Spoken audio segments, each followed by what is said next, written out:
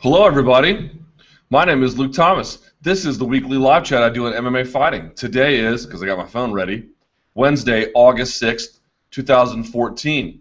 On last week's chat, I was so tired and delirious that I said it was July of 2004. Probably could have used a bit more shut-eye before doing that podcast. But neither here nor there. Got the date and the month, and I got everything right about where we are right now. Thank you for joining me. On today's chat, we'll talk about, of course, the Daniel Cormier versus Jon Jones Brawl. We'll talk about Chael Sonnen and whether he'll compete at Metamoris. We'll talk about Metamoris. We'll talk about if you want World Series of Fighting 12, although I doubt you do. We'll talk about a lot of things. So that's what we should expect. But, of course, whatever your comments and questions are, we'll get to those as well. Thank you for joining me. This is the 100th chat I've done. I've actually done more than that. This is actually the 104th, but there are 4 that are like half-hour addendums. They're not actually original chats that took place on like a Wednesday like this. And I even did more than these beforehand. It didn't used to be a video format. It was actually a text format, but that went out the window, so I created this video format, and there we have it. So welcome. Couple of announcements I'm going to make at the beginning and then some at the end. So here we go. Ready? First of all, check out the microphone. This is actually Works microphone, but if it works and you enjoy it and the sound is better, I'm going to purchase my own, and we'll start with it next week. So let me know how the Jesus Christ, my phone's blowing up. Let me know how the microphone sounds. If it's good, we'll keep it and we'll move forward with it. That's the first. Second, if you look on the post on MMAfighting.com where this window is embedded, you'll see a picture, an image really, not even a picture, an image of my face and a potential name for this podcast. Because we don't even know what we call this thing. It's just a live chat. It needs a name. And the best name running so far is promotional malpractice. Now, we can abbreviate that PM or whatever you want to call it. But go vote. You can see the image on the post, and there's a poll up about whether you like it or not. Go vote. If you vote closes tonight, 24 hour, or not 24 hours, but once we turn to August 7th, voting is closed. Now, the results will not be ironclad, but if the great majority of you like it, it almost is certain we'll go with it. Okay? So that's something to consider. Need your vote. Get out there.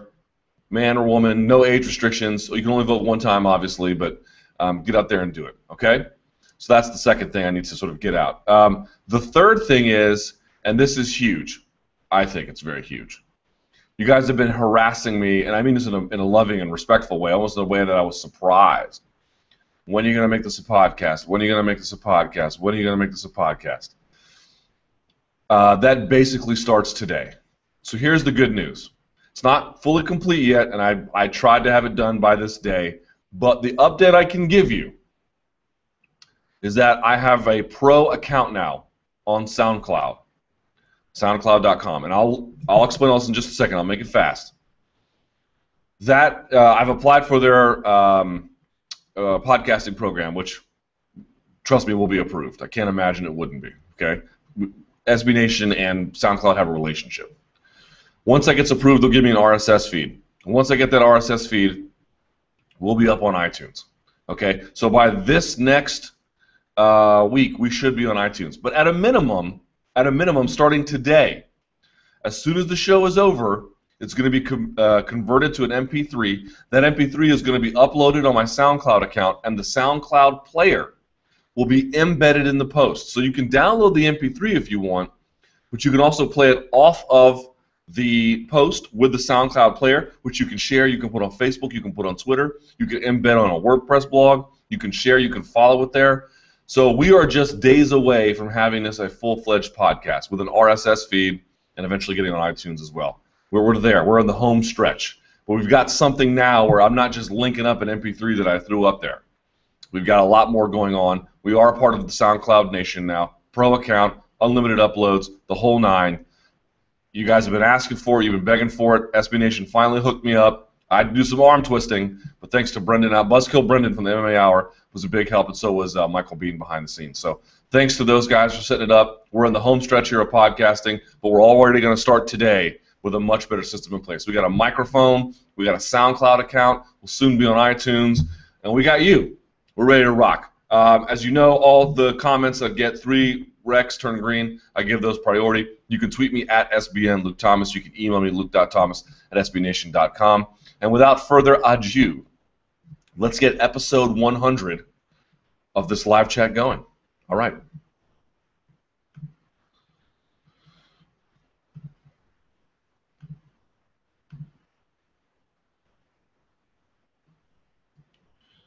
So, where did I put it? Here we go. By the way, Jeremy Botter, who's been really good on the story over at Bleacher Report, let me see what he just wrote. He actually has an update on Sonnen, by the way, and then I'll get to this first question. But this is from Jeremy Botter on Twitter. He says he is told that if the Nevada Athletic Commission does not respond by noon Pacific today, so that's in less than 2 hours, Sonnen will compete at Metamoris. Now, we'll get explaining what responds means because his lawyer, Ross Greenberg, has sent a couple of letters to the Nevada Athletic Commission detailing why they think they believe that the NSA has no jurisdiction or ability to regulate these kinds of things, and they're looking for some clarification. We'll get to those in just a minute, but I want to put that out there because he had just tweeted that before we went live.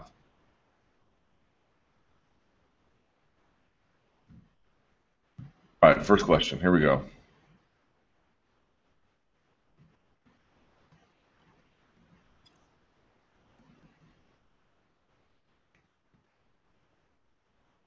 First few are just GIFs.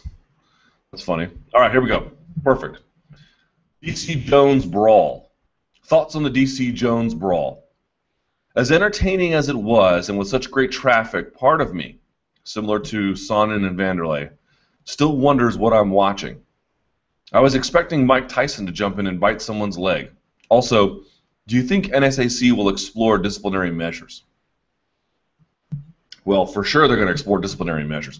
Here's a sort of funny thing about this. Let me just sort of set the context here for what I was in the car when it happened because I was looking on my phone. My wife was driving. I was looking at my phone, and I was getting an email chain between our videographer and my boss, and we were all sort of like exchanging in the conversation, and I didn't know what had happened. I somehow had missed it live anyway. And then they explained to me, so then when I went and watched on Instagram, I couldn't believe what I was seeing. You know, not in a horrified way. I was just like, oh my God, I can't believe it spilled over into something like this. And then I didn't think too much of it until I looked at the numbers later. Now I'm not going to share specifically what they were, you know, what numerical value, except to say, imagine a really good, like heavily watched pay-per-view, not the most watched, but you know, a very good one. A watched pay-per-view on Fight Night for the UFC. This did twice that. And for a low-end pay-per-view, it did like 3 or 4 times that. I'm not saying it's a traffic record, but I can't remember the last time I looked at our metrics and saw those numbers. So for me, it's the most I've ever seen for like a single individual event, which sort of leads me to my point about this whole thing. Is that, you know, you see some people who have a lot of different takes on this, and the truth is, for me, I don't really know who is wrong unless you're making bold claims about what it does to the sport. I think all perspectives are welcome, actually. For me, I don't give a F. I don't care that these 2 guys did this. I think if you want to put 2 elite athletes in a very weird activity where they're forced to stare at each other and impose their will without actually, you're not supposed to do what they did, right? You're supposed to just sort of mean mug the other guy, right? It's a weird thing to do, and it's part of what we do in the pageantry and theatrics of fight sport, but it's unnatural. I mean, if you're really concerned about safety, you wouldn't do that ever. I mean, because the history of brawling in press conferences and combat sports is well established. So we do that for drama. We do that for theatrics, and I'm all in favor of it. But, you know, people who are like, well, you shouldn't cross the line. Dude, if you want 2 guys or girls or women or ladies or whatever to compete at the highest level, and you want them to fight their rivals, and you want their actual animosity to be real, because that's when it's at its best, right? Not when it's manufactured. It can be good manufactured to some, but it's It's really good to many when it's completely natural. When you know someone is just unhinged and cannot stand the face of the person across from them. When it's truly deep-seated rage. And when that rage is married with people of tremendous skill, it becomes something special altogether. But I guess sort of my point about this is that if you want two guys, in this particular case, two guys, to do everything possible to intimidate, to get an edge, to take part in these unnatural activities, at some point the system of safety is going to fail. The folks who say this was bad, bad things can happen, the cut could have opened up for Jon Jones' eye, what could have happened to Dave Schaller, what could have happened to innocent bystander, they're right. They're not wrong. Those are real risks, which is why, generally speaking, almost exclusively, but not quite, but generally speaking, you don't want these things to happen. You want them to be, pardon me, you want them to be contained. The rules are there for a purpose. How foolish would it have been for this fight to have been ruined for one of these guys to roll their ankles? God, you would have been like, what happened? Okay? That's why, generally speaking, it's true you don't want these things. Moreover, you often get these things with guys who are really unhinged types. Your Mayorga, Ricardo Mayorga types, you know, who just says the most inflammatory things because this is a guy from the street, okay? Third world streets, not even first world streets. You know, so those things, you know, you can plan for them more on those kinds of situations. But the reason why this was so special was because it's two guys you'd really never expect this from. Jon Jones, first of all, almost never stares down his opponents. He usually does the look off to the side thing. Moreover, you have Daniel Cormier, a guy who is regarded as a family man, two-time Olympian, everybody's best friend, you know, except his opponents, but a really affable kind of guy, a thinking man's fighter. Jon Jones, a thinking man's fighter. Guys who represent the brand. Between them, you have two Olympic teams, and you have Gatorade and Nike sponsorship. And you have the Strikeforce Heavyweight Grand Prix belt. You have the Light Heavyweight Championship of the World. Between them, you have the very best the sports has to offer. And so the reason why I'm okay with it is, first of all, after the fact, everything turned out just fine. The bold proclamations, this hurts the sport in the long run, only if it becomes the norm. If it's a one-off like this, it really doesn't. It doesn't hurt the sport at all. It's totally false that there's some sort of lingering consequence to this. However many you trade off and folks who find it disgusting, you're picking up 10,000 on the other end. Bye. We'll welcome all them in. And I think that, to me, it was kind of interesting that folks are like, well, was it staged? Was it not staged? Dude, that wasn't staged at all. I think there's so many of the fan base who, you know, listen, Zuffa has been caught trying to astroturf message boards to get folks interested in the Ultimate Fighter and things like that, but, you know, I don't think they'd ever plan something like this where something could really go wrong. The reason why this brawl is okay is because it is an event unto itself. After the fact, nothing happened. Yes, you have to contain them, but two guys who are the least likely to brawl, Cormier shoves people sometimes, but brawl, the two guys the least likely to brawl actually did. They actually did. Two guys who have a dispute so organic they cannot contain it. The dispute between Jones and Gustafsson was born out of what happened in a fight and a controversial decision. There was really no connectivity between the two. These guys, I know Jones, I guess, threw a punch at the brawl, but no punch in a sort of regulated context. These guys haven't fought at all, and they are chomping at the bit to do it. Remember, you watched this chat before. I was just as excited for this fight as I had been for any pay-per-view event in a long time, strictly on the merits of the fight itself. Strictly on the merits of the fight. Now we have something even more. It is true that when you hear it so often, these two guys hate each other, and fans have tuned it out because promoters have abused it. Dude, when it's real, it counts. When it's actually real, you begin to see the value of it. You're like, oh, wait a second. This changes everything. And this idea that, like, you know, I mentioned before that it hurts the sport is total nonsense, especially not with these two guys. My argument is very circumstantial. Well, it's these two guys and not ordinary brawls, and you can't have brawls all the time, but occasionally they might be okay. Yes, I admit my argument is circumstantial. It sort of carves out certain enclaves and certain caveats to let things happen. But there's just no denying the natural enthusiasm about this. There was an economy created. Fox Sports 1, Jay Moore's radio show, Sports Center, everyone wanted them to not only show the brawl or the audio of the brawl, they wanted them to relive the brawl on their broadcast. Hey, that thing you guys did, do it here too. The brawl was in demand content. Think about that. Think about some of the famous brawls you've seen in boxing, right? Where you have, for example, Lennox Lewis and Mike Tyson. Now, if you're a boxing aficionado, you know what happened in that fight. But for the majority of you, what happened in the third round of that fight? You probably can't remember, but you can remember Mike Tyson saying he wanted to eat his children and he told the reporter, "I'm going to F you till you love me," other F word. That's a gay slur. Right? You remember those things because those things are events beside the fight itself. So listen, if somebody had gotten hurt, yeah, I don't think brawls are good.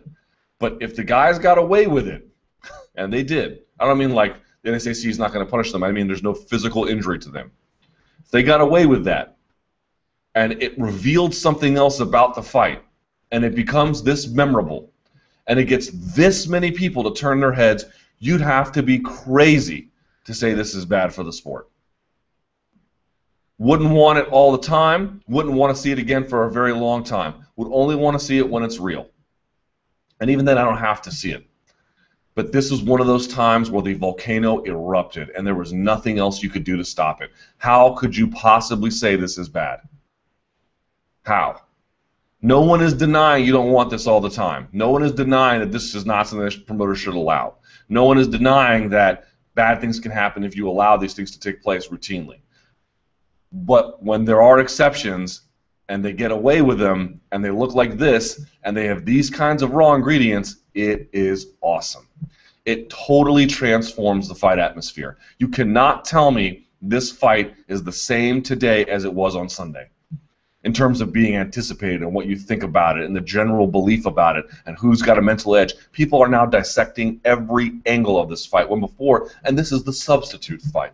This is the fight that wasn't supposed to happen yet. That brawl transformed everything.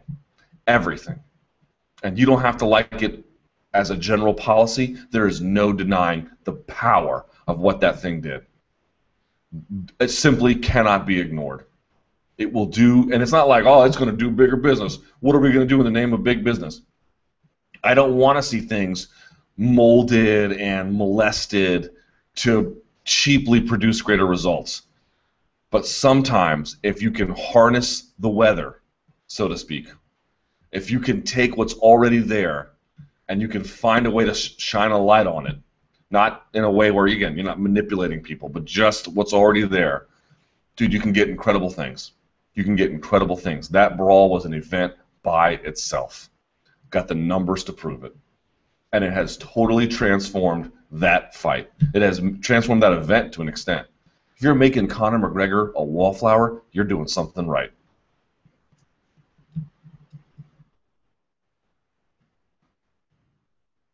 Thoughts on people who are saying that on their high horse that this is bad for the sport, it's unprofessional. It is unprofessional.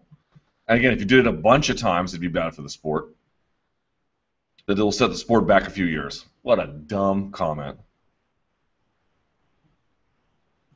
You want two guys to fight in a cage. You want them to do everything imaginable, and yet you're morally horrified when they want to hurt each other after being forced to stare at one another in the face artificially so photographers and videographers can get cool shots. I mean, it's a phony thing to be doing to begin with. They don't need to be doing that. So, you put them in this precarious position for your entertainment, and then when they react poorly, oh, I'm morally horrified. Come on.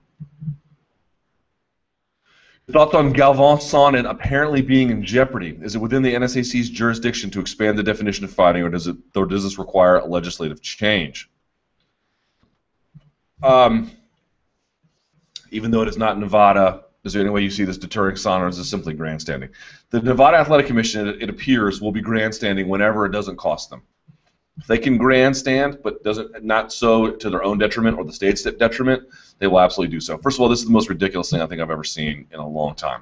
You have this event, Metamoris 4, taking place in California. The very own commissioner there, who is well regarded as a thorough, fair, knowledgeable, erudite, competent, hands-on kind of commissioner, forward-thinking, in Andy Foster saying, I don't have any jurisdiction over it, flat out.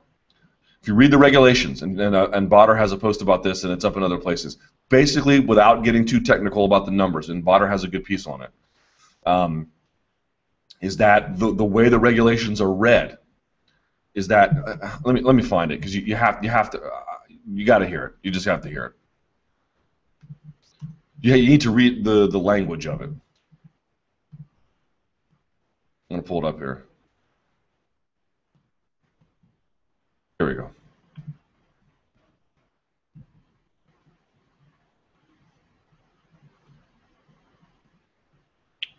All right.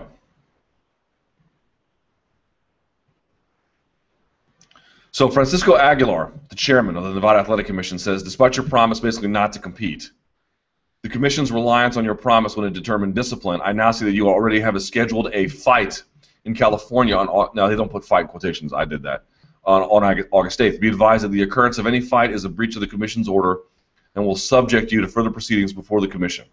In addition, should you breach your agreements, the Commission reserves the right to rescind the penalty imposed against you and reconsider a different form of punishment for your admitted violations. Okay, first of all, this idea about calling jiu-jitsu fights, it's actually been a long-running debate. I don't call jiu-jitsu matches fights, but everyone in the community does. Calling them super fights is not something exclusive to Metamoris. ADCC does that, IBJJF does that, World Jiu-Jitsu Expo does that, Grappler's Quest does that, Naga does that. You go to a tournament, someone says, oh, I had 3 fights, I won the first 2, lost the last one. You hear that all the time, all the time. Hey, he fought well. I don't like the use of the term, but it is very common in jiu-jitsu, number one. Number two, Ross Goodman, who is Sonnen's lawyer, cited regulation NRS 467070. And so that means the Athletic Commission in Nevada is, quote, charged with the management, control, and jurisdiction over all contests or exhibitions of unarmed combat to be conducted. But what does that mean? Another regulation, NRS 4670107. I know it's technical, just follow me, almost done. Unarmed combat is defined as boxing or any form of competition in which a blow is usually struck which may reasonably be expected to inflict injury. That sound like grappling to you? That sound like jiu-jitsu to you? Not to me. Not to anyone with a basic grasp of the English language.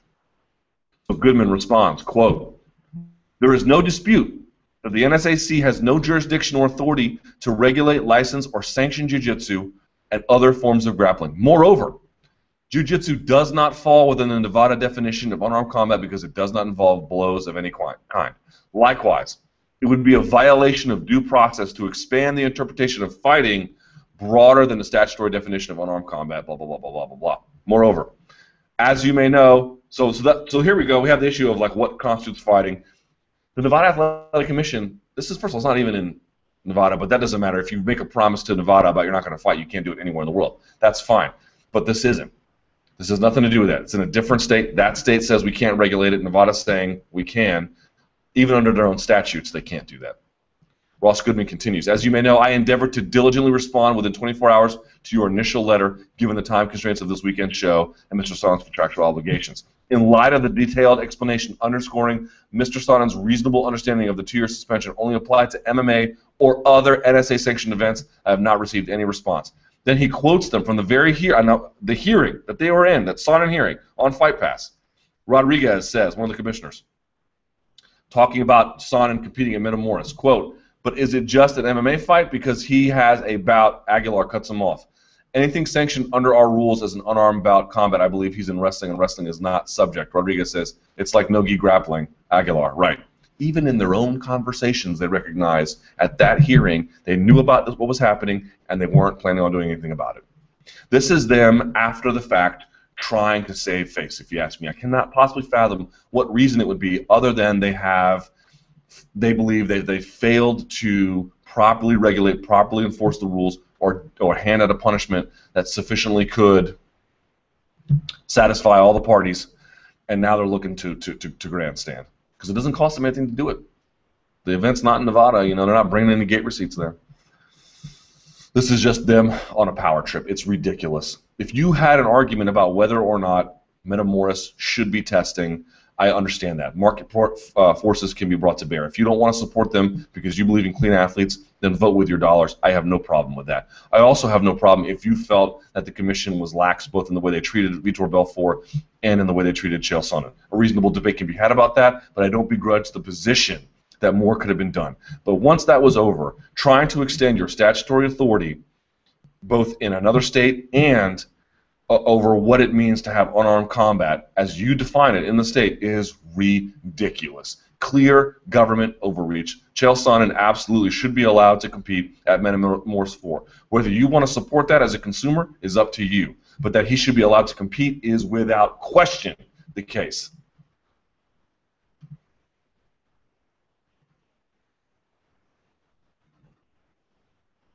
Luke, Paul Heyman recently stated that Ronda Rousey is the biggest pay-per-view draw since Mike Tyson. Exactly how? I don't know if I buy that either. I certainly can be sympathetic to the position that she has a strong,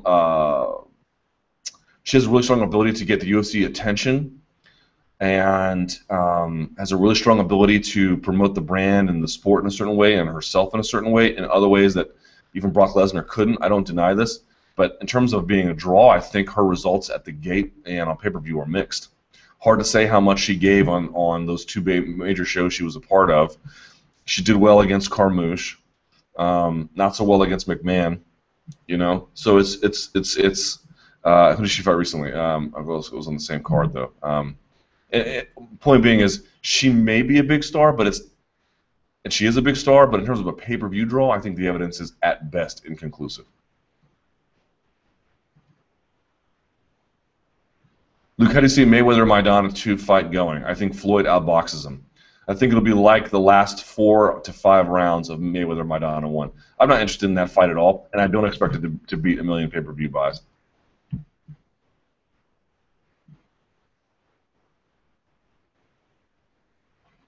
Any thoughts on this past weekend's UFC 176?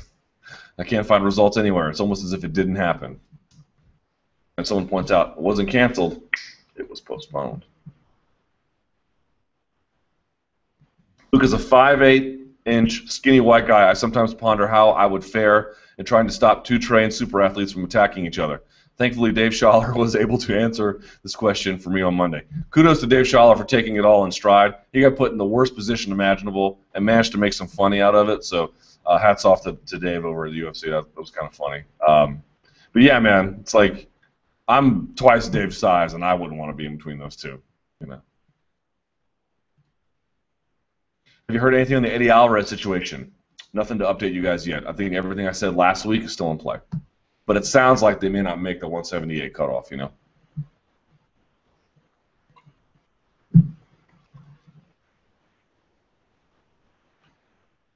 it seem like Jones and Cormier seem to be acting like friends at the live Q&A, or could be eventually? No, I wouldn't call them friends. At some point, it's hard to be angry all the time. You have to be a rage oaf to just live on rage. But never rule out what this fight could do for these guys. Mike Reardon, who is the writer over at Bloody Elbow for Wrestling, made an interesting point to me once. We were actually leaving a wrestling meet. And he was saying, it's like, you ever notice that when a wrestling match is over, or excuse me, when an MMA fight is over, if it's a bloody one and the guys went back and forth and it goes to a decision, or not necessarily even goes to a decision, but it's just one where there's like a lot of momentum swings and both guys took a lot of damage. One guy, they'll hug and they'll high five, and one guy will raise the other guy's hand, and they'll have this like religious experience together kind of thing. You don't ever see that in wrestling at all. Ever. A guy loses, they shake hands, and one goes off the mat. There's no, they don't raise the other guy's hand. It's a different spirit of competition.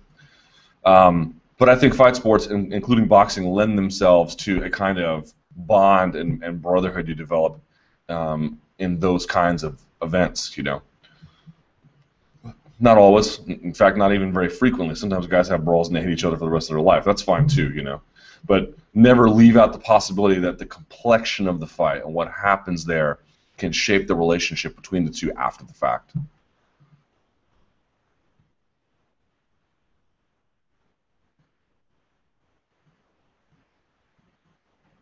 Jon Jones' opponents have all at one point or another called Jon Jones fake. Is there a difference between fake and business? A comparison for this would be if you are immature, you would act the same as if you were at a job interview. Hard to say. They might know more about Jon than me. I actually feel like, yeah, it's probably a public face, but we all have a public face, you know. Maybe his is more pronounced between your public and your private life. Some people don't have that, I suppose, but a lot of people do. I certainly do. You guys, I mean, some of you might know me, but I don't know. Most of you don't, you know. It's because I'm not a different person. You can't really be everything you are in private. You shouldn't be. Something should be left to private. Your whole life should not have this, you know, immediate connectivity between what you do at home and how you show up at work. There are certain restrictions. Some people can't handle different things.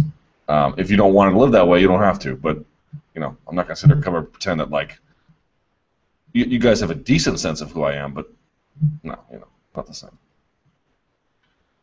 Are Lorenzo and White really upset? Do you think Lorenzo and Dana White are truly upset at the fight, meaning they truly wish it had never happened? Again, they're in a bit of a different spot because things could have gone really wrong for them, you know. You don't want to damage your relationship with the MGM Grand. You don't want to have somebody get injured, either a UFC employee or the fighters, or have some kind of lawsuit on your hands. All those things could have gone wrong, you know. And we have to acknowledge it. So from that vantage point, I can see how they'd be like, Jesus Christ, what a headache. On the other hand, I don't think they're going to be crying and wailing and having gnashing of teeth when the extra pay-per-view revenue comes in based on how it did, nor should they.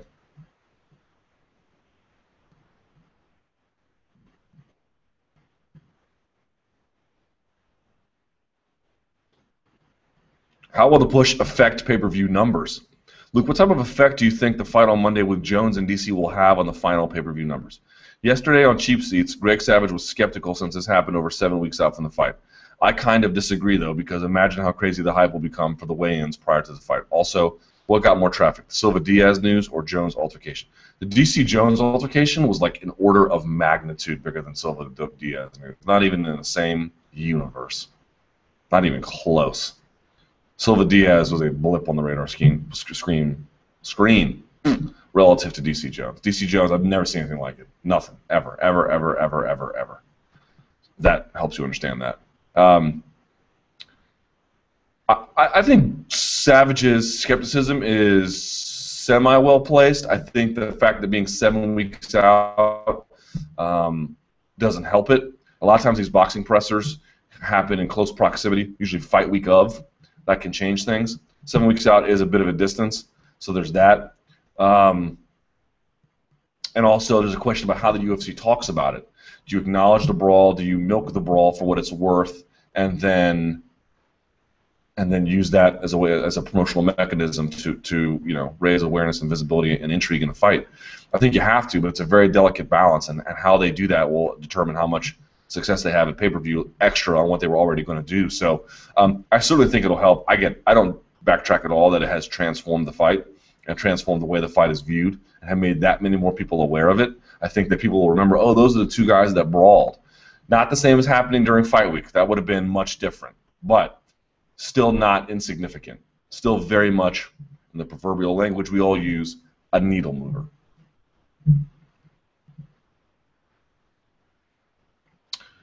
The UFC states there will be repercussions for the DC Jones brawl, but I highly doubt it's anything more than a fine.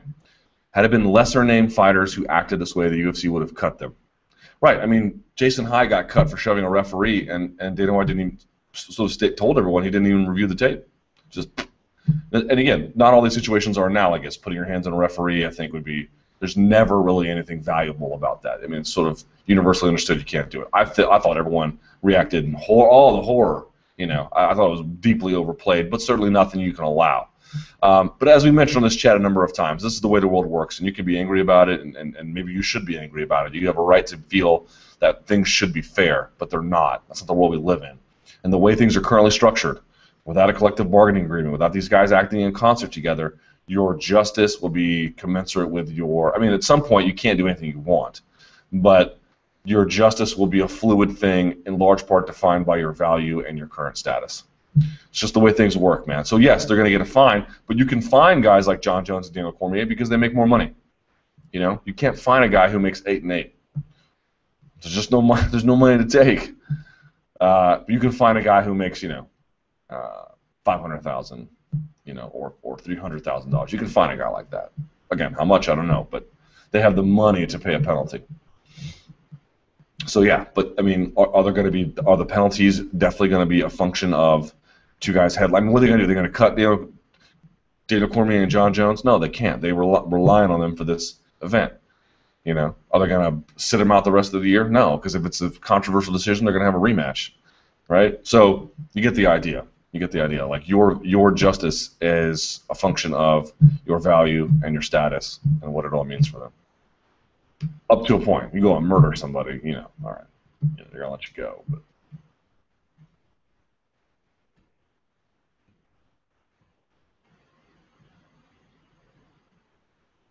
UFC on Fox ratings. It seems as though they've been in a steady decline despite the cards arguably getting better and better. With a heavyweight title eliminator between Travis Browne and Verdum, and most recently a welterweight title eliminator between Lawler and Brown. At this point, is there no chance for a ratings rebound? And what do you think are the causes behind the fact that a nearly pay-per-view worthy card in UFC on Fox 12 can barely pull over 2 million in ratings in primetime on Big Fox? As a corollary, do you think this has something to do with Dana starting to break more news on ESPN and schedule the Jones-Cormier on SportsCenter well before the interview on FS1? Let me start with the second part first. Everyone is sort of, because I've been tweeting about this nonstop.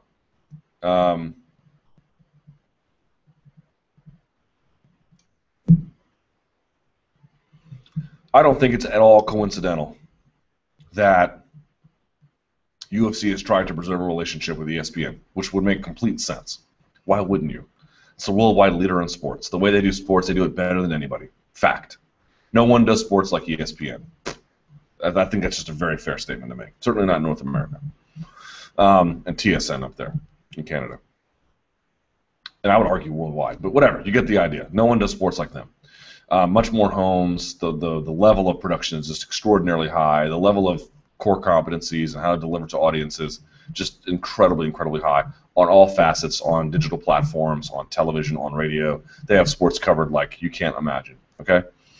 Now, Fox Sports is certainly trying to get in the game, and I feel like they've made incredible strides, but they're just, realistically speaking, very far behind the curve. Why wouldn't you want to make sure you have a couple of irons in the fire?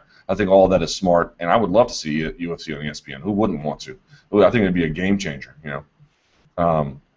But people were saying, well, maybe they're doing that, you know, breaking the news and having Jones and Cormier on ESPN as a way to you know, promote things and over time, you know, make things bigger for Fox Sports, right? Like if you're breaking news on ESPN about a fight that maybe is headlining Fox Sports 1 or, you know, Fox Sports 1 prelim card for a pay-per-view, wouldn't Fox Sports 1 be happy about that? And the answer is yes, up to a point. Because certainly you would also, as the partner, the television partner, and in many ways the media partner for them, you would also, I think, as Fox Sports expect, okay, you certainly can't ignore ESPN. You have to give them some things, but the level of commitment and exclusivity that UFC shows ESPN, which I don't think is bad, but if I'm in Fox Sports' shoes, I'm thinking we could really benefit from these live announcements on the air about a major fight. We could benefit from this. We could really use the boost. I can understand UFC's perspective being like, if we want to reach maximum audience, do we announce this on America's Pregame Live or whatever the show is on Fox Sports 1, or do we announce it on SportsCenter? Right? I mean, you can understand UFC's perspective here. I'm not in any way bad-mouthing UFC's decision-making. I'm simply saying it's not strictly a matter of, well, Fox Sports 1 says, and Fox Sports says, we're good, give them all the exclusives, no problem, give them all the first right of refusals for these kinds of things, and we'll just take the after effect because it'll make our prelims bigger when the UFC does a prelim for a pay-per-view. I don't think it works that way. I think they want to share those exclusives. I think they want to have Dana White using his 2+ million followers to do, instead of Dana Center or on Dana on Instagram, having that on the Fox Sports account. I don't think that any of these things are accidental. I'm also not accusing the UFC of being in bad faith. I think they've buoyed Fox Sports 1 up to this point in a way that no one else really has. So I think it's smart, again, to have all their irons in the fire. My only point is that it's simply not coincidental. It's just not one of those things where it's like, well, it just so happened that it worked that way. They are definitely giving ESPN the kind of red meat, so to speak, that puts them in good graces for, I think, a potential future negotiation.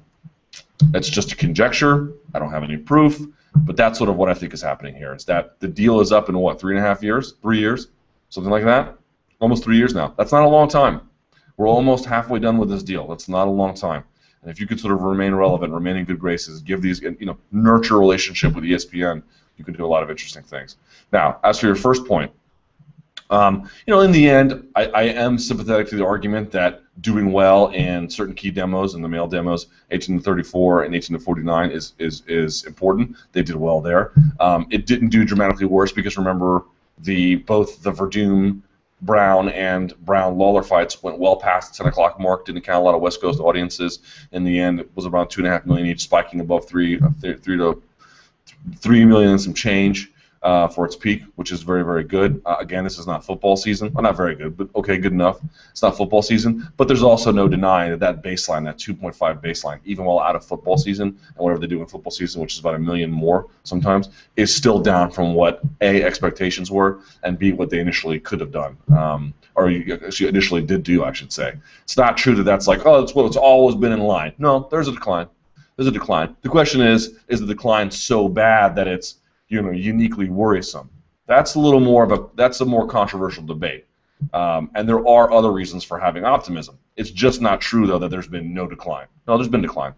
There's been decline. I don't think anyone expected 2.5 mil average as some sort of baseline that everyone would be acceptable with. I think 3.5 to 4 is what most folks expected.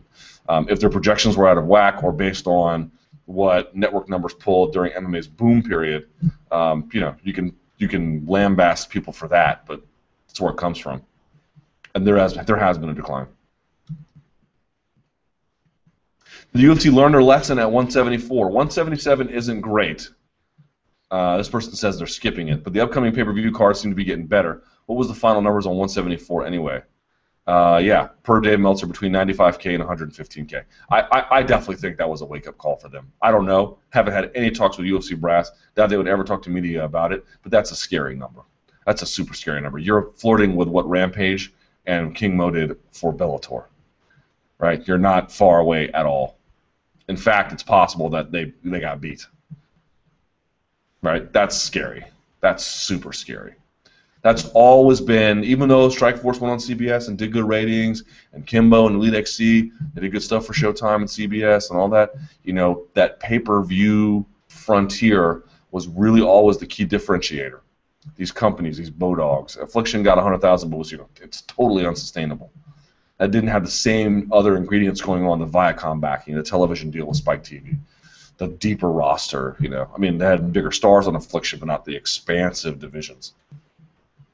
That 100,000 mark was always like what would really put competition just so far away, And I don't know if Bellator can repeat that. We'll see. But to even be in the same conversation is unbelievably. I couldn't fathom that a few years ago.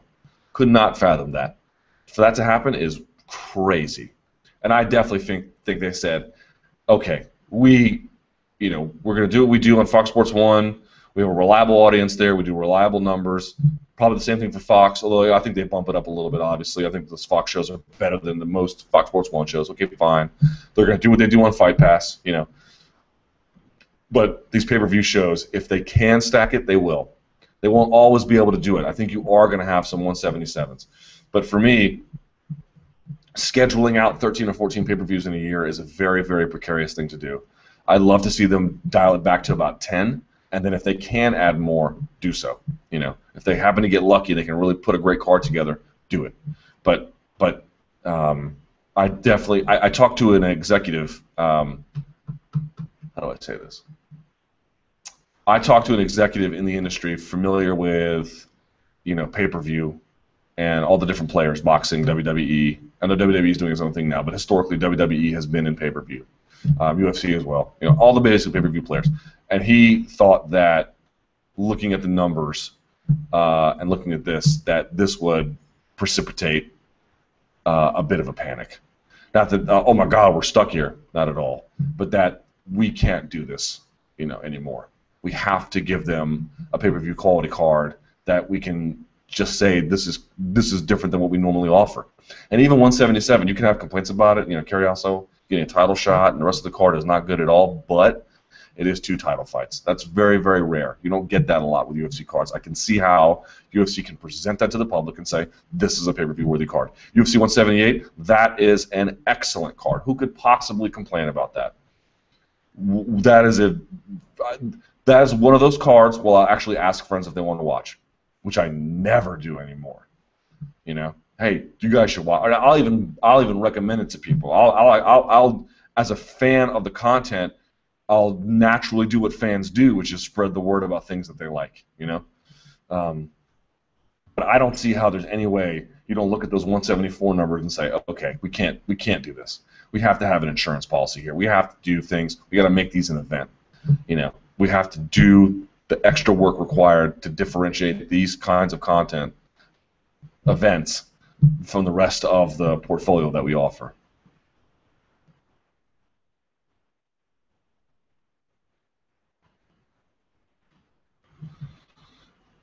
There's a question about why the UFC has been reluctant to punish multiple-time drug cheats. I'm working on an article related to this, not quite very related to this, that I want to leave for that. I don't want to just tell you what I'm working on. Save it for later. Great question. Luke, what if it was Dana? Luke, what if the same things that happened for the Jones-DC Brawl and it was Dana White getting thrown around like Schaller? Would Dana have fun with it as Schaller did? Would the reaction be the same? I think it might be a bit different, but in the end, not substantially so. What are they going to do? Cancel the fight? No. Are they going to cut Dana Cormier? No. Are they going to cut Jon Jones? Of course not. Are they going to fine them? Yes. Are they going to publicly berate them? Probably. But they still would have done the car wash thing where they went on Fox Sports Live and they went on Jay Moore's show and other radio shows and did the Q&A and went on Sports Center. They would have done all those things. Sports Nation. They would still do all those things. So would the punishment have been substantially different? I have a difficult time seeing how. Now, again, if it had been Dana White and, let's say, 2 donks on the card who did it, I don't want to say donks in like a derogatory way, but, if you're the casual fan watching, 2 guys you never heard of, let me pull up the 178 card. If it had been, let's say, John Tuck and Kevin Lee who brawled, and Dana White got pushed off the stage and rolled his ankle or got a concussion, maybe something different would have happened. But again, your justice is and your rights and what's available to you in the event you do something wrong in the sport is commensurate with how your value and status.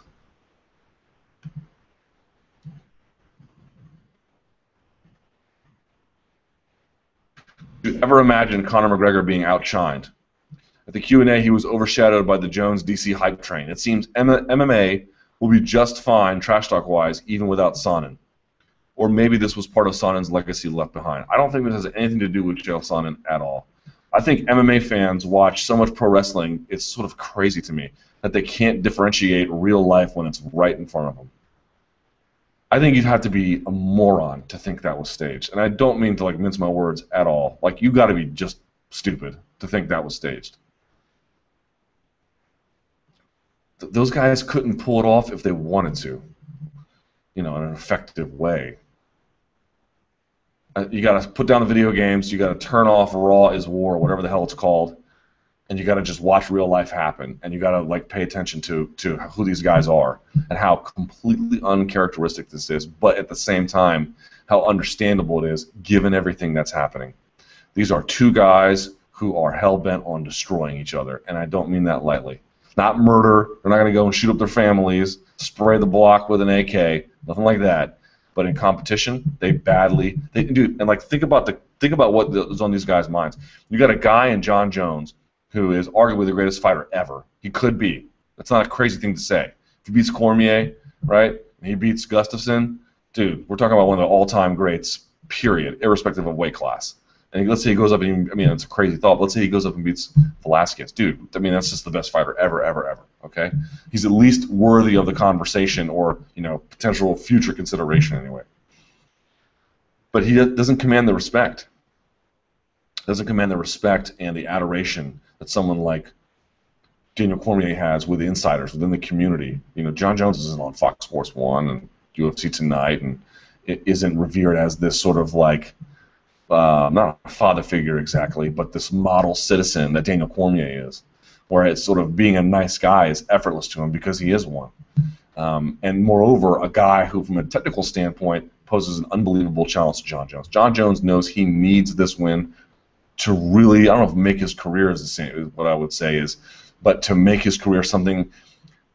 Without beating Daniel Cormier, his career will never be what it could be.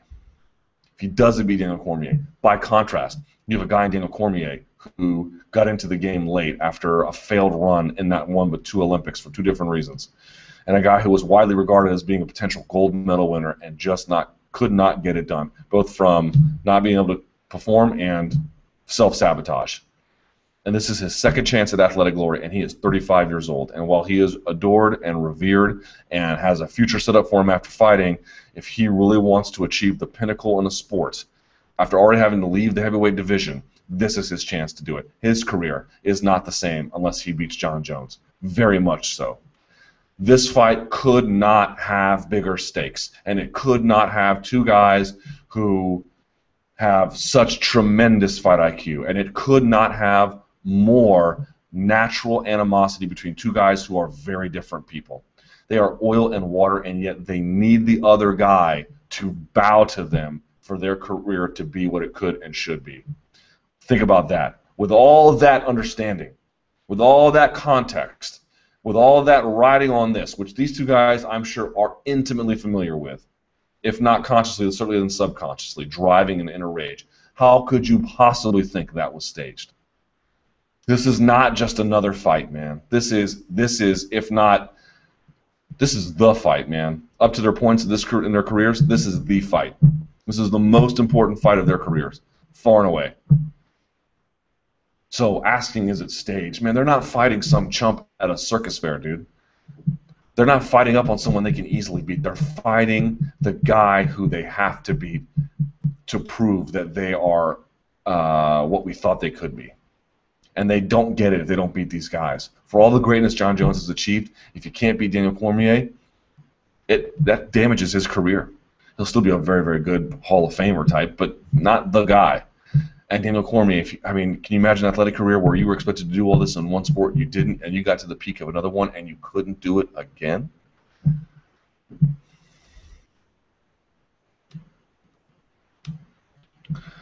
True or false? Vitor Belfort pulls out of UFC 181 and is replaced by Luke Rockhold.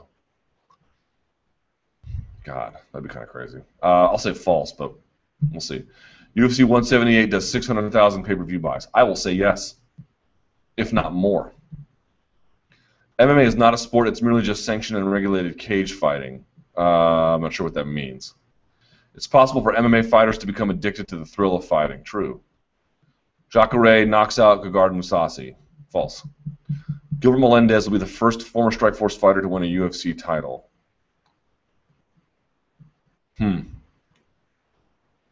False, but that's a tough one to answer.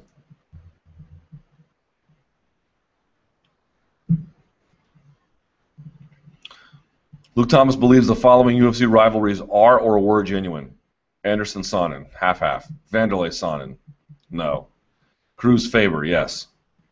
Cormier Jones, yes. Diaz GSP, no. Rampage Rashad, no. To an extent. Bisping Mayhem, no. Alexander Ovechkin would win in a hockey fight against Cain Velasquez. Ovechkin is not much of a fighter.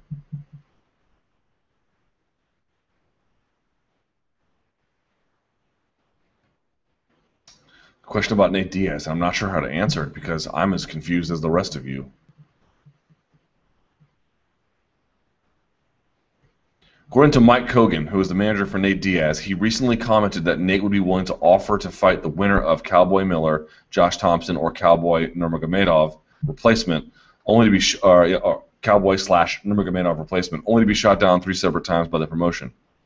At least, if anything, from Kogan's own mouth, it seems that Nate may want to continue fighting as much as he can, but the UFC turned on the services, it seems, on 3 separate occasions. I would love to hear Dana White's response. Without hearing that, I don't want to say anything because I don't know what to say.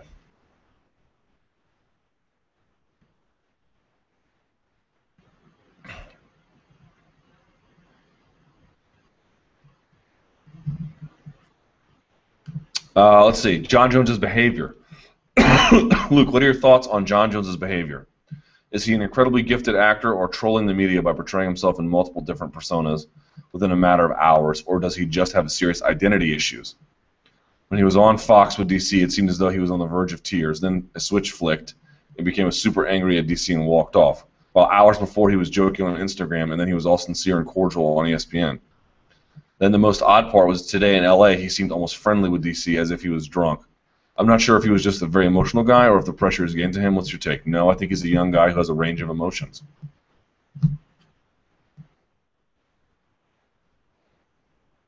Determining who is a draw. A lot of people have said that Ronda Rousey is the biggest draw in the UFC. For most of Ronda's fights, she's been on a card where it's stacked or semi-stacked.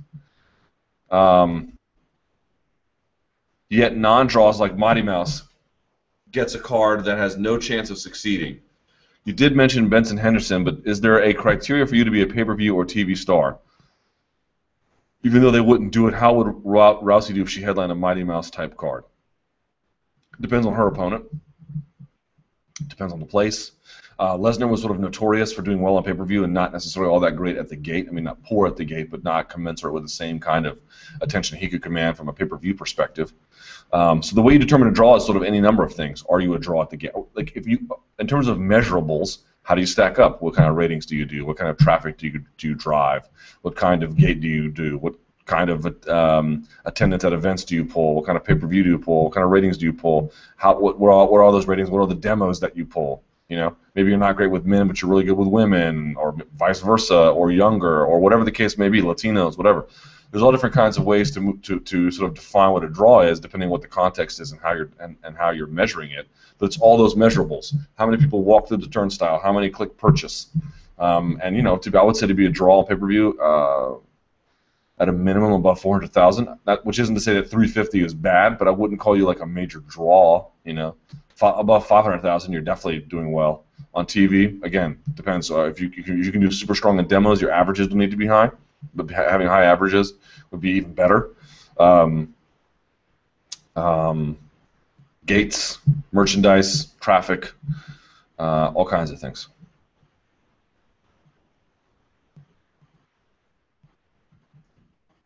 Fighter pay compared to other sports. Luke, I have a friend who recently got drafted to the NHL, and his signing bonus for getting drafted in the 3rd round was more than a lot of fighters in the UFC take home in a year. And the fact that an 18-year-old Canadian kid can earn $60,000 for merely being recognized as a prospect is ridiculous, considering early-stage MMA prospects barely have to work or have to work on their job just to pay the bills. How can the pay be so different? Vastly different between the two sports, man. It's a complicated answer, which we have talked about ad nauseum, but it is interesting that you have a prospect in the 3rd round getting a 60 grand signing bonus. Man,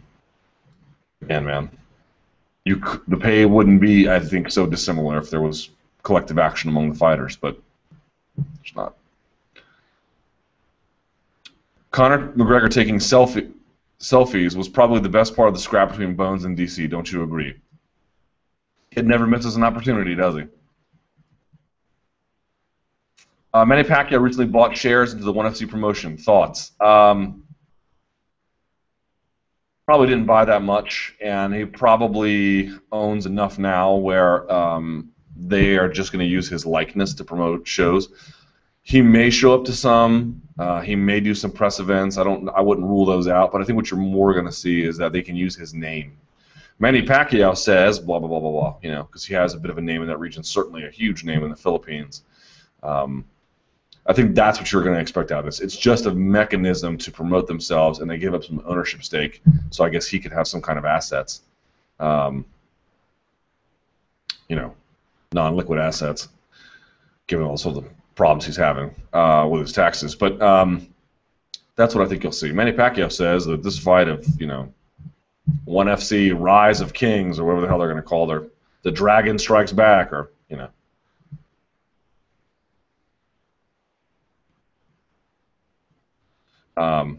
so expect him to be on promotional posters and his likeness used, and occasionally he might show up to a fight or a press event or something like that. I wouldn't expect much, though.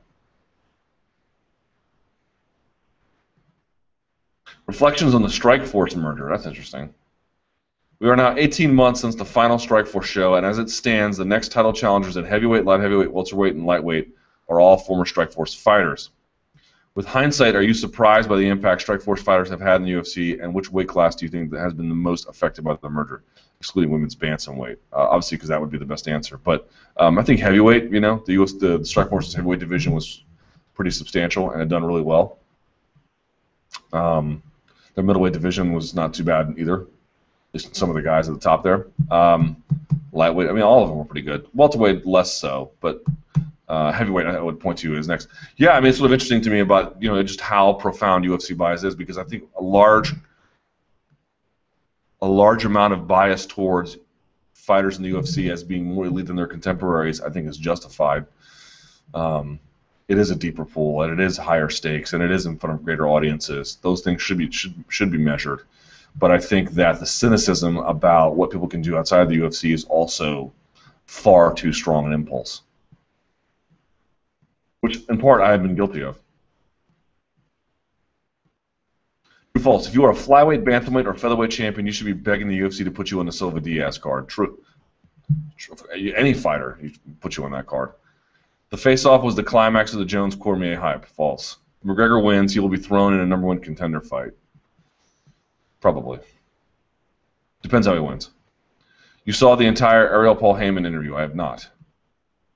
Ariel has a soft spot for McGregor in Ireland. I think we all do.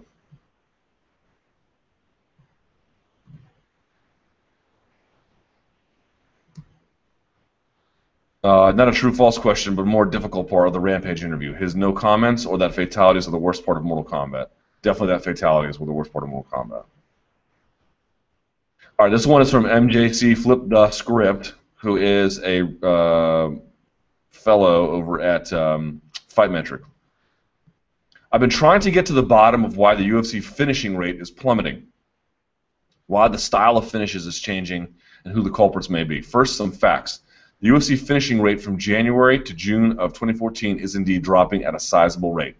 And if you look at the numbers, in 2006 the finishing rate was 67%, bumped up a little bit to 2008, but since then has been on a precipitous decline. So from 2006, 67%, now in 2014, up to June anyway, 42%.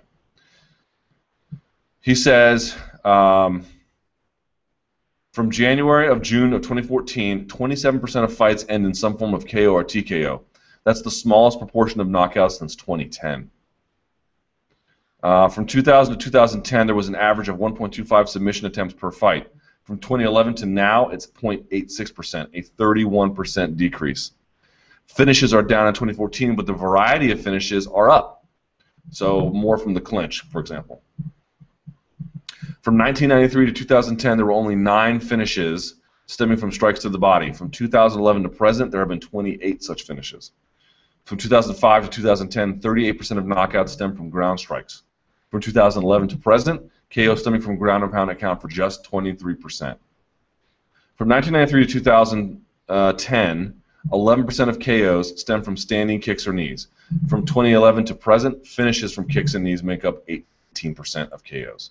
I'll post additional numbers in response to this post, but in the meantime, which of these numbers, if any, jump out at you and vibe with what your overall hunch is on what the finishing rate thing is going on? Okay, here's my sense about all of this. I think it's a combination of factors that all sort of make sense here. It would make sense that while finishing rates have declined, more unique types of finishes, lesser known types of finishes previously have gone up. So let's sort of figure out why. First, I think the level of MMA defensively has gone up a lot. Submission defense is much better than it used to be. Wrestling defense is much better than it used to be. Striking defense, I would call, is not great, but even then, better than it used to be. All of the defensive things have gotten better.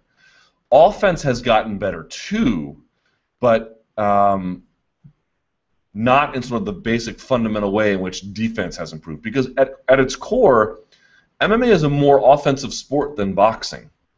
You can have poorer defense at the elite level in MMA than you could in boxing, and have a greater amount of success, because the gloves are small and there are so many ways to win. Yes, there are many ways to lose, but if you really push, you can do so many more things. It's a sport that lends itself to offense.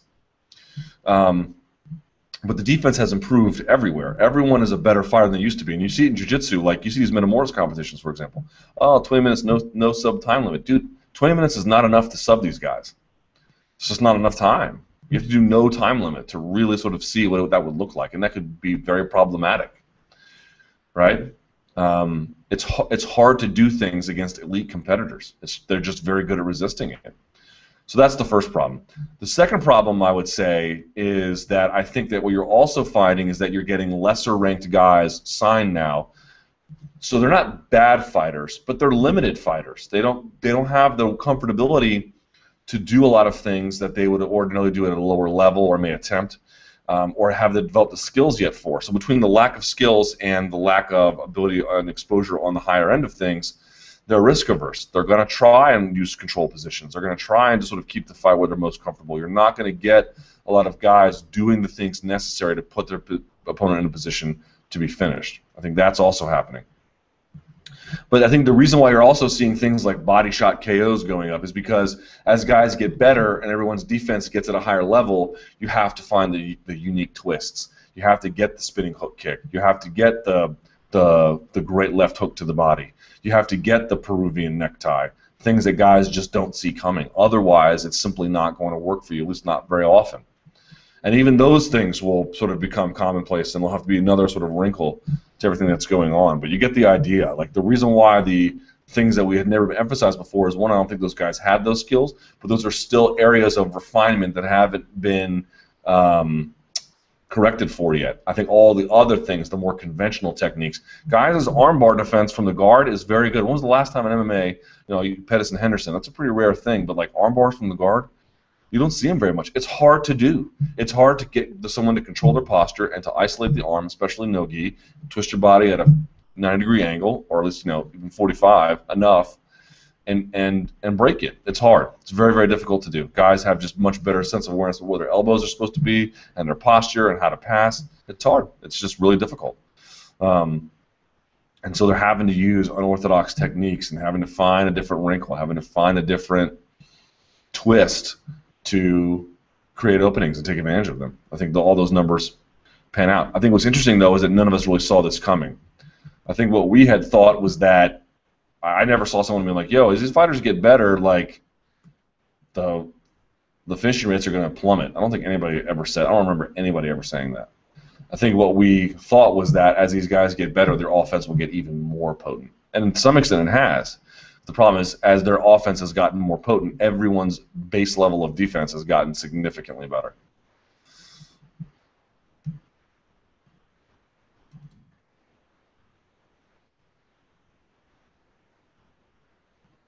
Let's see.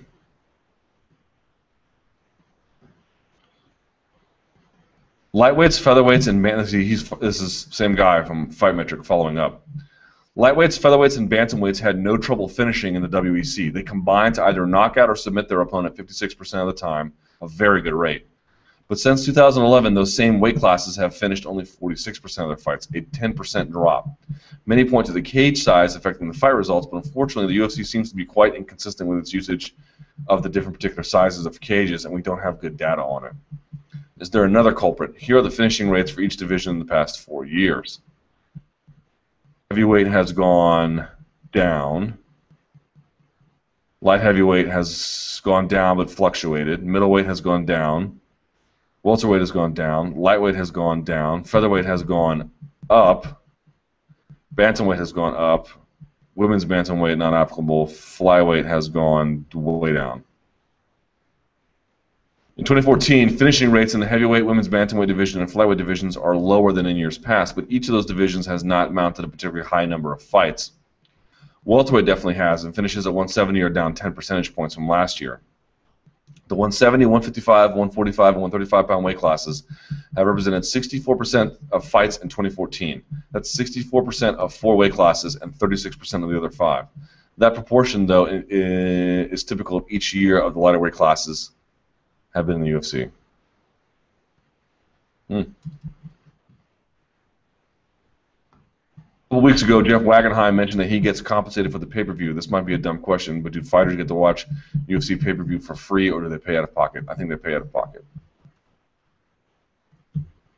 is my understanding.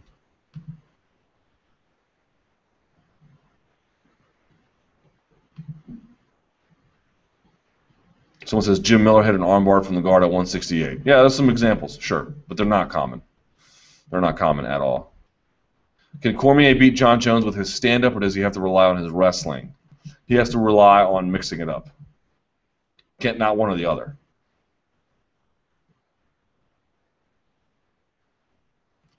True or false? Rousey retires from MMA undefeated in 2015. False, although she may take a break.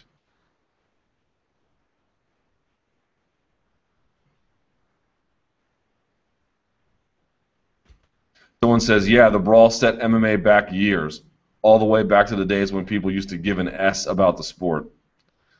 Yeah, basically. That's my attitude as well. It's like, just you're crazy if you think that.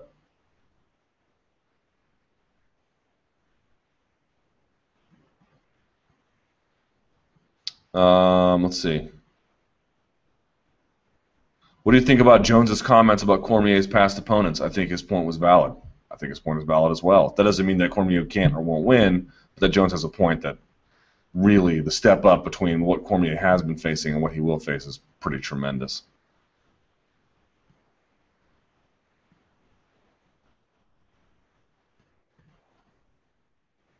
Is Jones finally embracing being a heel? I don't think he's embracing being a heel. I think he's embracing being who he is, and he may be naturally detestable to some level to folks.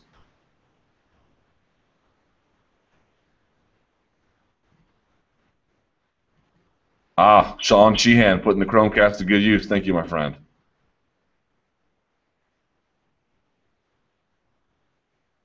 Thoughts on Caraway versus Assunção? I like Assunção to stuff basically everything Caraway does, unless he can get his back, and if it goes in the feet, Assunção has made tremendous strides as a striker. I like Assunção in that bout for sure. For sure. UFC 177 getting lost in the shuffle. Do you think it was a mistake to book Dillashaw, a fighter with the potential of becoming a big draw somewhere down the line, as the main event of a pay-per-view, which will only get around 150K buys? Would it have benefited him more had he either been on Fox or a co-main to Jones Cormier? Yes, but that still doesn't leave the donut hole that is UFC 177. They have to fill that card. They can't cancel 2 pay-per-views in a row.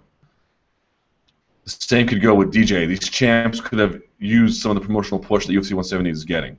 Congrats on 100 chats. Thank you. I don't disagree that there have been more optimal uses and places for exposure and to build these guys. I don't deny that, but there are also logistical challenges that have to get met. There's calendar challenges that have to get met. 177 has to go forward. They booked it well in advance. They signed those deals with the venues well in advance. Not hugely in advance, but enough. They got to do them.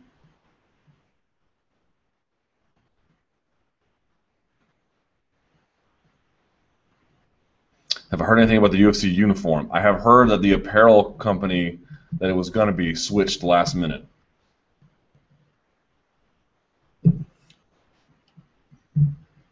Any news on Mark Hunt's? So everyone who thought it was going to be one, it's not going to be that. It's going to be a different one.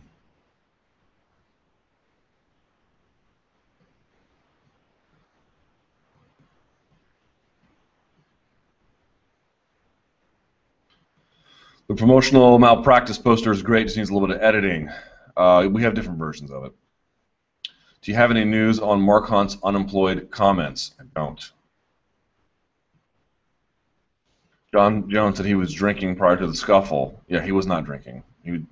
Or at least he was drinking water. He was not drinking Patron on a media event, training for a fight. I can assure you he was not doing that.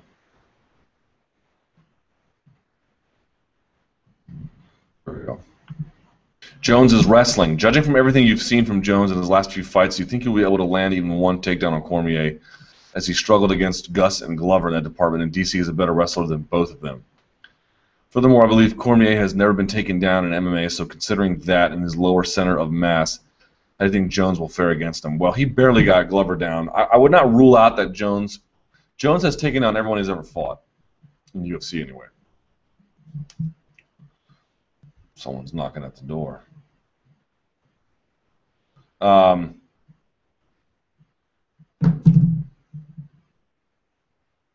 Jones has taken down everyone he's ever fought, so I would not suspect that can't continue.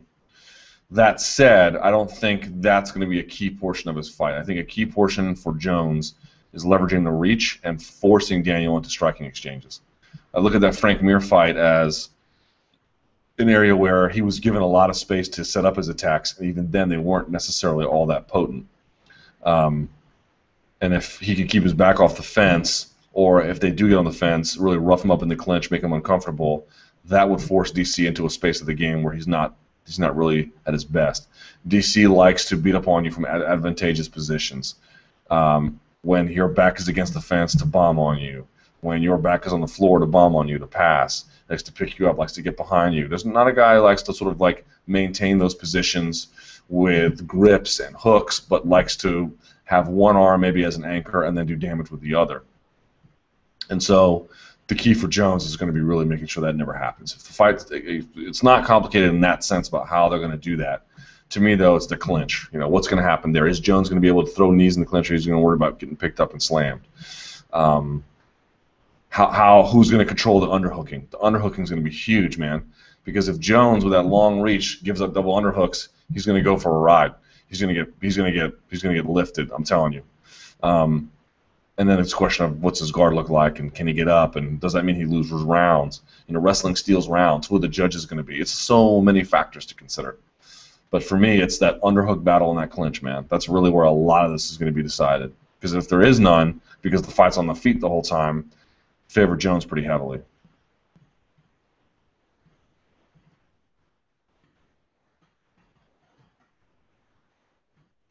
What holes or tendencies can DC or Jones exploit in the other? Well, we went to talk about some of this already.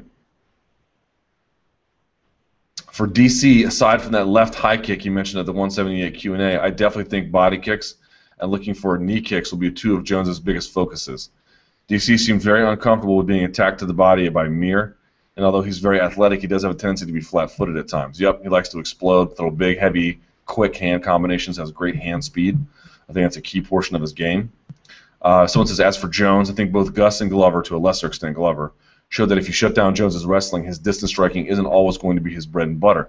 He's a monster with those elbows and in the clinch, but DC would probably love to make Jones fight like he did in the Glover fight at close to medium range. I think that's true, that if you can shut that down, and I also think that distance will be predicated on Jones using a jab, which he doesn't like to do. He's not like a lot of guys. He doesn't have footwork like Edgar, where he's constantly in motion and throwing the head off center and pumping the jab and getting reactions. He doesn't move like that. He's very methodical and meticulous about shot selection. That's sort of an interesting feature about him. And then he can surprise you with the range. He can pump the jab, and then as you saw against Evans, as you get a little bit closer and you think you're inside of his punching range, he drills you with the elbow. So there's a lot of that going on too. But I think that's why that clinch battle to me is kind of interesting, because I think Cormier wants to be there, but I think Jones is better there than folks give him credit. And so I wonder how that's going to look in the end.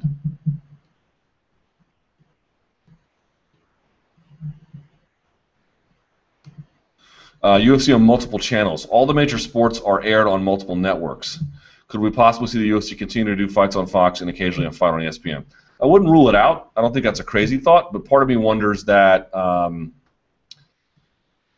of me wonders whether, I mean, NASCAR is, it's on multiple channels. As you know, football is back. It's on multiple channels. I just wonder if they're bigger phenomena. I wonder if they're bigger phenomena. I don't know. I don't know if that's possible. I wonder if the UFC is worried that if you don't create destinations and similar naming nomenclature You know, there's a Fox family, right? You sort of know, then everything leads to the other. They promote each other. Even with the World Cup, it was ESPN and ABC. You know, sort of hand in hand. I wonder if they'd worry about that. Are we going to lose viewers by making this such a diverse, complicated task of, you know, searching for where our content is? I mean, you know, because they're getting away from. They still call it UFC on Fox, but they also are calling it like UFC Fight Nights for the Fox Sports 1 shows, and it's just the media who continues to name them 46, 47, 48, and things like that. So we'll see. I don't know. I wouldn't say it's likely. I think they like having everything in the family, but I wouldn't rule it out. Especially if it's a limited deal for another platform. Like, oh, we're going to give 2 fights to the other one, you know. All right, true, false. Strawweight champion at the end of 2015 will be a woman who was not on Tough 20.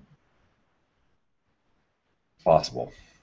Michael Bisping will fight for a championship before retiring. False. UFC 178 will do more than 900,000 buys. I don't think it'll do that well. Anderson Silva will fight against Chris Weidman one more time. False. There will be another incident between Jones and Cormier, either at the weigh-ins, a press conference, or before or after the fight. Probably not.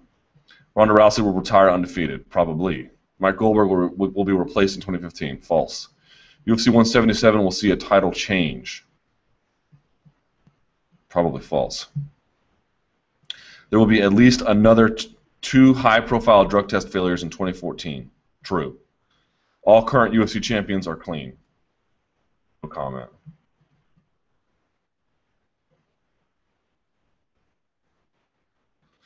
I was asking about Mark Bocek retiring at 32. Yeah, man. He didn't look that great against Michael De La Torre. His style's been very grappling heavy, and as guys are getting better, he just doesn't have the same leverage anymore. I mean, in jiu-jitsu with the gi, tear him up, but it's not the game we're in. Someone says, promotional malpractice live chat. We have to worry about a kidney copyright infringement. I'm sure he did give me the name. I don't remember. I have no doubt that he's telling the truth, but it's mine now, so I've co-opted it. Let's see. Connor recycling quotes. He was talking about people folding and things like that. I don't think he's recycling, but I do think he in between spaces, he thinks up certain things to say and then uses them. The problem is the turnaround was so quick here, he hasn't quite had a chance to do that. But I think that what makes Conor McGregor interesting is that he's a natural fight promoter. He doesn't have to think about it or like struggle with it or, you know, how am I going to plan around this? It's effortless, which is why it looks that way. Let's see.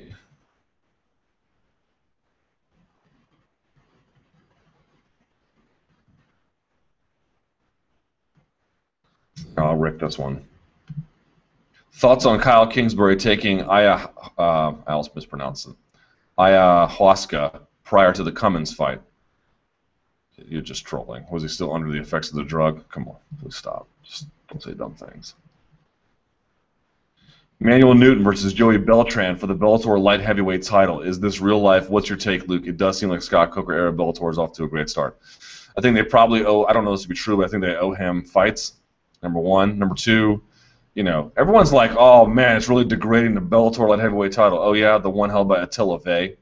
Gee, I really wouldn't want to degrade what a historically important title this is to combat sports. I mean, the pantheon of champions that are named, the Bellator light heavyweight champion. Boy, it's like it's a veritable Cooperstown. No, it's one of their worst divisions. They probably have to keep the guy busy. Beltran makes for an exciting fight, relatively speaking, anyway. And I don't think this is what their ultimate plan is.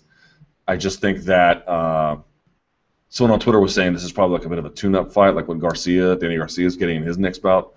I'm sympathetic to that argument as well, but I don't think this is what Scott Coker's plan is. Dude, like, you can't just take over an organization and un-F everything bad they did overnight. It takes a long time. A lot of these dates and venues are probably they already have deals with, they have to fulfill. So it's going to be a while before Coker can really set in motion all the things that he likes to do and the ways in which he likes to do them and acquire the talent that they want to acquire and run shows and promote them and do media like they like. I think that's It's not. They're not close to that yet. They're very much in the nascent stages.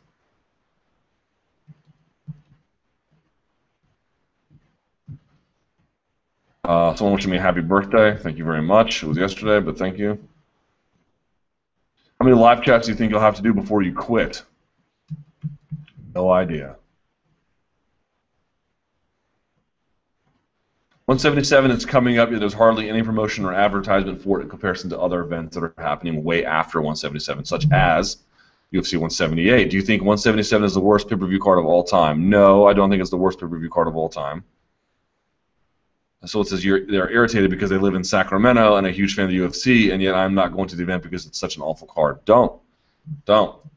If you don't want to go, don't. Or if you do want to go, go. But vote with your dollars. Vote with your dollars. If that's not the kind of product that you expect from the UFC, don't do it. And people were always like, why did they take some fights away from 178 and put them on 177? Dude, why would you do that? Why would you make an amazing card that people will remember forever, less memorable and less likely to have a lasting impact by making 177 slightly better? So dumb. So dumb. If you're going to have a bad event, just have a bad event. And the reason why they're not promoting 177, why would you have a media tour for that? It costs money. It's not going to have a dramatic impact. You're not selling diamonds that people just don't realize are diamonds. Yes, they're champions, but I mean as needle movers. I mean as guys who can sell just reliably pay-per-view buys. No one on that card can do that. Why would you invest a lot of money to sell that? Do the best you can. You can't not advertise it, but run the basics, do sort of the normal T crossing, the normal I dotting, and then invest your efforts in something that the more you put in, the more you could get out, right? In 178. That to me makes a lot more sense. Have one big event, put a lot behind it, really, really, really have a dramatic impact, and sort of just let 177 be what it is. But I really hope that they reevaluate their pay-per-view strategy in 2015, given the way in which their roster has been unable to support their calendar.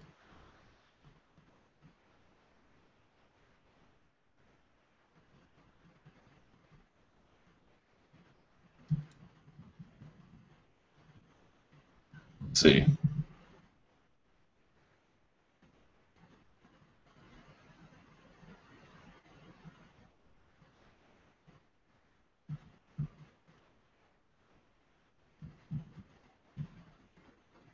Gray Maynard loses this fight. Would you say that it's definitely time for him to hang up the gloves?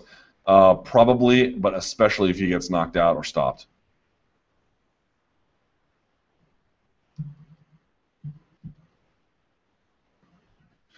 $178. Luke, if this card stays intact, would it be impossible for it to do over 1 million? Not impossible, but highly unlikely. I just think the days of doing 1 million are long past us.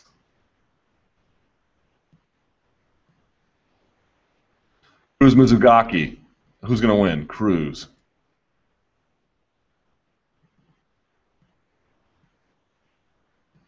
Let's see. Get some from Twitter here. What is your opinion on Matt Serra's comment that Weidman can beat Vitor if he is on or off TRT? I agree.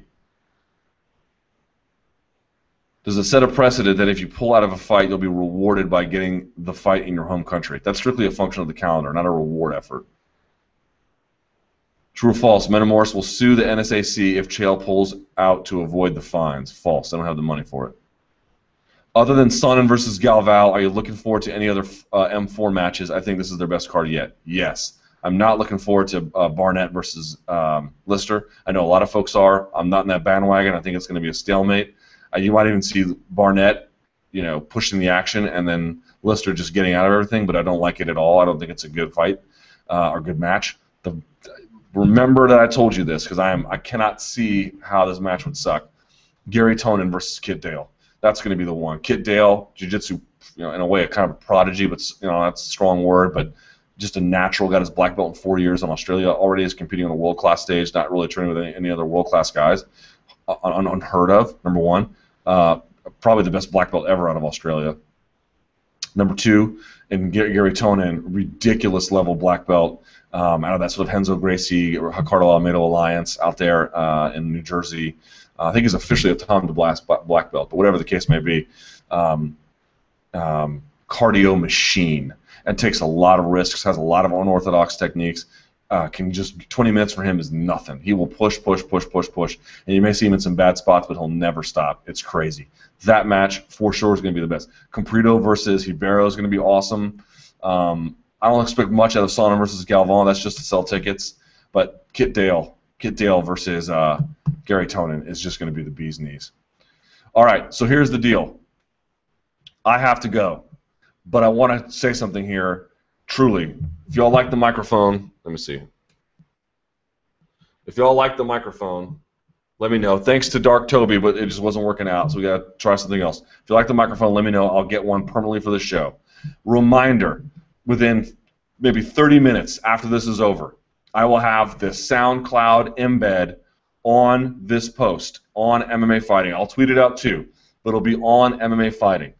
Within a week, fingers crossed, we should be on iTunes, but the train has left the station. We're definitely going to be on. We're headed that way.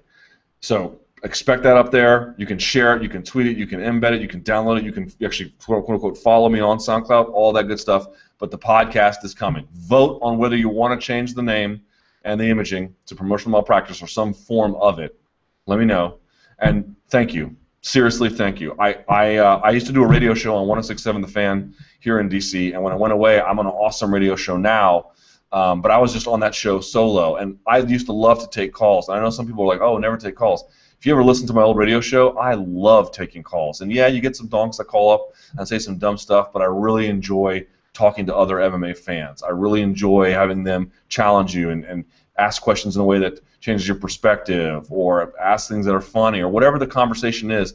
I've always really enjoyed it. And I initially started this chat as a Scribble Live sort of text thing. That went away, and I did this. And it's worked out better than I ever could have imagined. It's your chat as much as it is mine. Everything you guys have asked for or given me, I could never possibly have even asked for. I'm completely humbled. 100 chats in, and they're only going to get better from here. Thank you so much. Spread the word about it. Let folks know. Again, check back on MMA Fighting. Follow me on Twitter for all updates. That's where I tweet everything, at SBN Luke Thomas. Email me at luke.thomas@sbnation.com. Thank you for making the first 100 chats something crazy that I never would have expected. Here's to 100 more. Until next time, stay frosty.